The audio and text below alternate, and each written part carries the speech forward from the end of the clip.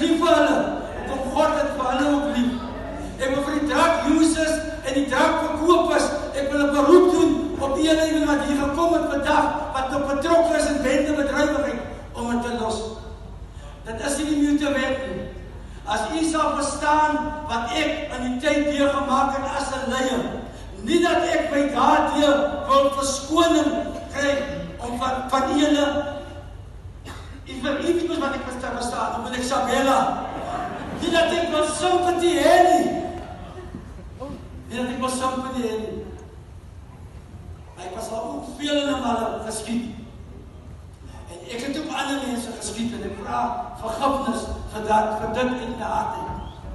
Maar die groot saak wat ek wil bring na julle, ene wat hier sit, wat nog betrokke is by die gangsters, staat dit.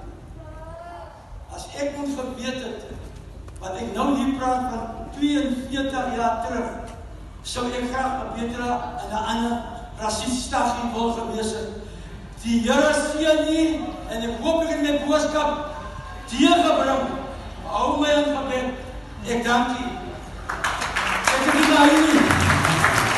Come on, clap unto the Lord for the grace upon that man. Everyone here are unique.